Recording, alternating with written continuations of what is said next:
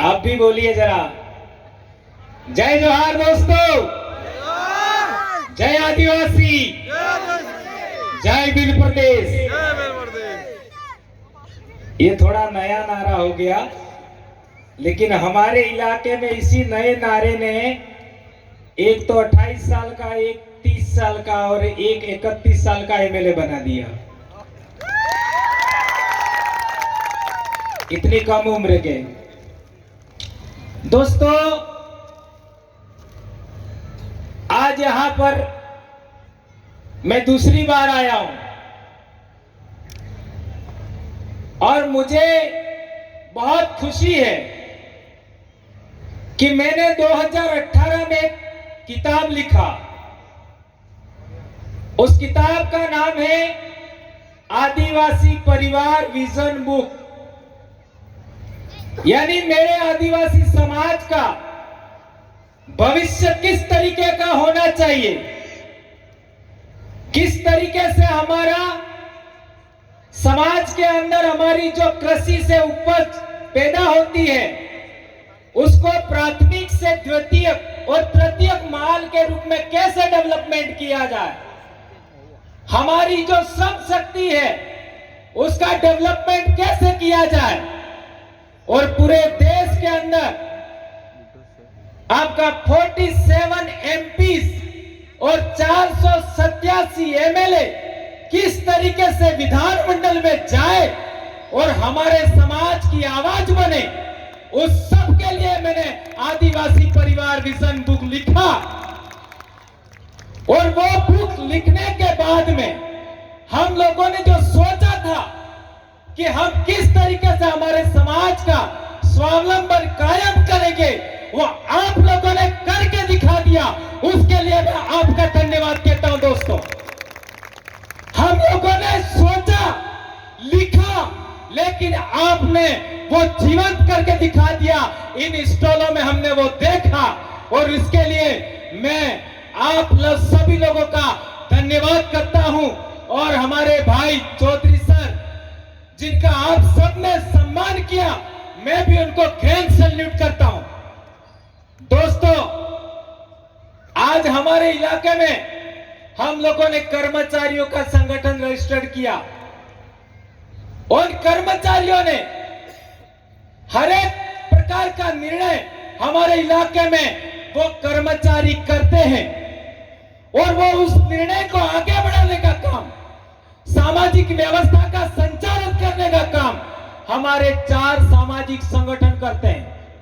पहला भील प्रदेश विद्यार्थी मोर्चा, दूसरा भील प्रदेश महिला मोर्चा, तीसरा भील प्रदेश युवा मोर्चा और चौथा भील प्रदेश मुक्ति मोर्चा। ये 4 सामाजिक विंग हैं, वो कर्मचारी जो निर्णय करते हैं उसको इंप्लीमेंट करते हैं। और ये चारों सामाजिक संगठन हैं, वे विधानमंडल और लोकसभा के अंदर हमारा समाज का आवाज, यानी इसी जाजम से निकला हुआ आदमी वहां कैसे जाए उसका निर्धारण करते हैं।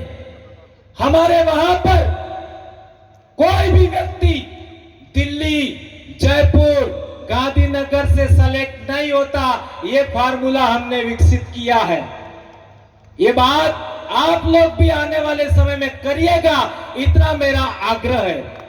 रही बात, आप लोगों ने इतना बड़ा एक मॉडल विकसित किया, आज तेलंगाना, आपका लद्दाख, आसाम, झारखंड और राजस्थान, पूरे इलाके के आदिवासी यहां पर सामुदायिक स्वावलंबन के लिए, यानी हमारा समाज अपने द्वारा पैदा की गई चीज को डायरेक्ट मार्केट में नहीं बेचेगा, उसे हम द्वितीय तृतीय माल बना करके बेचेंगे और हमारा रोजगार कायम होगा, हमारा व्यापार कायम होगा और हम इस देश के मालिक सच्चे दिल से बनने की ओर आगे बढ़ेंगे। उसके मामले में आप लोगों से हम भी सीखेंगे।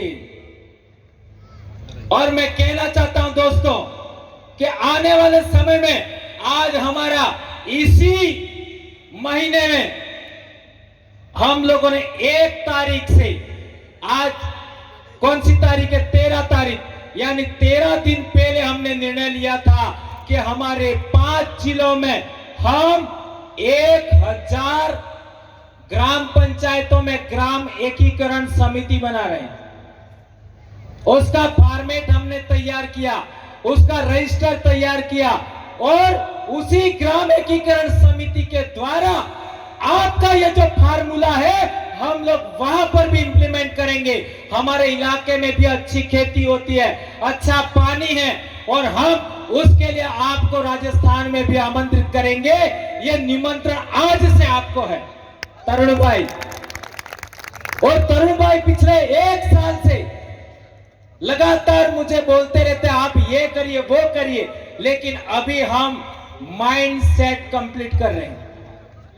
लोगों का दिमाग एक निश्चित धारा में विकसित करने का प्रयास कर रहे हैं। हम लोग भी चाहते हैं कि पूरे देश के अंदर आदिवासियों का वैचारिक एकीकरण हो। हम लोग ऑफिस में बैठे हुए थे, चौधरी सर अमर सिंह जी ने एक बात बताया कि आदिवासी एक होना चाहिए लेकिन होता नहीं है। ये मेरे लिए बहुत दुख की बात है और इसका इलाज मैं जानता हूं। वो क्यों एक नहीं होता और उसको कैसे एक करना है, उसका फार्मूला हम लोग जानते हैं। आपको मैं एक साफ और सीधी बात बताना चाहता हूं, यदि आदिवासियों को हमें एक करना है और पूरे देश के आदिवासियों को एक मंच पे लाना है तो हमें आदिवासियों के इतिहास पर काम करना होगा। क्या पूरे देश के अंदर एक भी आदमी आदिवासियों के इतिहास पर बोलता है? क्या नहीं बोलता है? और बोलते हैं तो कितना बोलते हैं? बिरसा मुंडा, टंट्या भील, जयपाल सिंह मुंडा, इससे आगे आदिवासियों के इतिहास पर कोई नहीं बोलता। तो हमारे सभी शिक्षक साथी, हमारे कर्मचारी भाई, उनको मैं कहना चाहता हूं आदिवासियों के इतिहास पर आप अपनी बात रखिए। अभी सिलवासा के अंदर हम लोगों ने बिल प्रदेश कैलेंडर बनाया और उसके पीछे पूरा आदिवासियों का इतिहास लिखा है हमने। उसको कोई माई का लाल चैलेंज नहीं कर सकता और यदि कोई माई का लाल कहता है कि ये इतिहास गलत है, आ जाए भंवरलाल परमार के सामने पेश कर ले। मैं तो खुलेआम बहस करता हूं और चैलेंज करता हूं कि मेरे द्वारा बोली गई एक भी बात गलत है, साबित करिए। इसलिए मेरे दोस्तों, मेरे भाइयों, मेरी बहनों, आप लोगों से मैं आग्रह करना चाहता हूं कि हमारे इलाके में आप लोगों ने भी शिक्षक साथियों का एक बहुत बड़ा संघ कायम किया है और स्वावलंबन के लिए ये जो व्यवस्था कायम किया है, ये आप चीजें बना रहे हो, ये चीजें यहाँ देख करके हमें बहुत खुशी हुई। हम लोग भी बहुत सारी चीजें यहाँ से लेके जा रहे हैं और एड्रेस भी लेके जा रहे हैं, वहां से हम मंगवाएंगे। आज के बाद हम कहना चाहेंगे कि जो मसाले आप बना रहे हैं, साबुन बना रहे हैं, हम उसका इस्तेमाल जरूर करेंगे। एक बात मैं जरूर कहना चाहता हूं, हमारे समाज के अंदर 75 साल से आवाज विधानमंडल में क्यों नहीं उठी? उसका एक कारण है, एक कारण है कि हमारे नुमाइंदे कौन होंगे, हमारे जनप्रतिनिधि कौन होंगे, उसका सिलेक्शन हमने नहीं किया। क्या सही कह रहा हूं, गलत कह रहा हूं? उसका सिलेक्शन दूसरों ने किया। यदि 26 एमएलए गुजरात के आदिवासियों ने सेलेक्ट किए होते तो क्या केवड़िया का आदिवासियों की जमीन, आदिवासियों का देवस्थल पर सरदार पटेल का स्टेचू बनता? बनता या नहीं बनता? नहीं बनता। यदि तुम असली भीलों की संतान हो तो आप लोगों से मैं आग्रह करना चाहता हूं, ये जो आपका इलाके से आपका जो रोड बन रही है भारतमाला प्रोजेक्ट के नाम से, आपका ये जो कौन सा पारतापी वाली योजना और जंगल के नाम से जो हमको विस्थापित करने का काम हो रहा है, इन सभी के समाधान के लिए आने वाले समय में आपके समाज की चाचम, इसी चाचम से आपका जनप्रतिनिधि सेलेक्ट होकर के गांधीनगर जाने चाहिए और शेरों की संतान के समान दहाड़ने चाहिए। ये पढ़ लीजिए और ये बात आप लोग इंप्लीमेंट करेंगे, स्वीकार करेंगे तो ही मैं दोबारा आऊंगा, क्योंकि मैं किसी की परवाह नहीं करता। मुझे जो बोलना है मैं बोलता हूं और समाज के लिए बोलता हूं।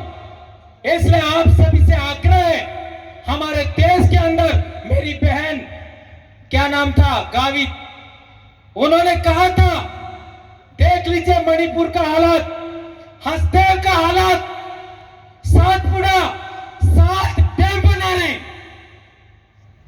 क्या होगा हमारे समाज का?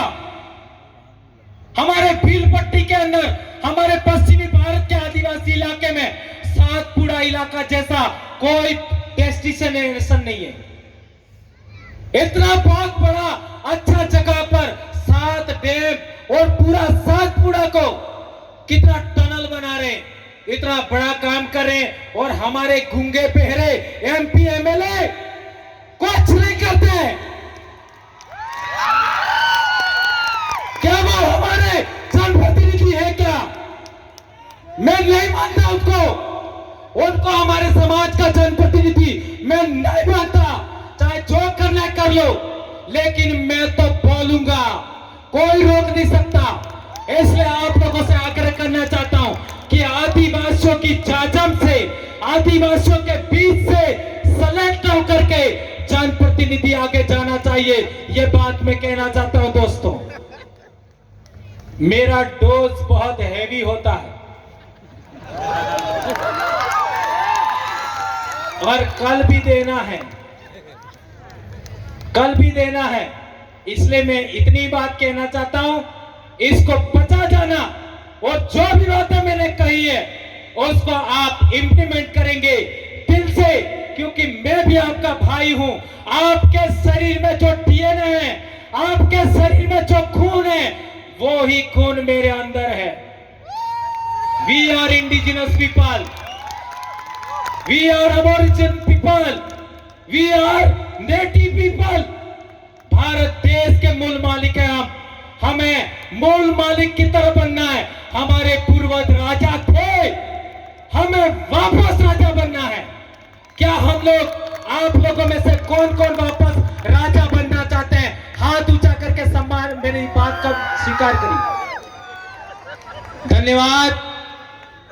जय जोहर का नारा है, जय जोहर का नारा है, जय जोहर का नारा है।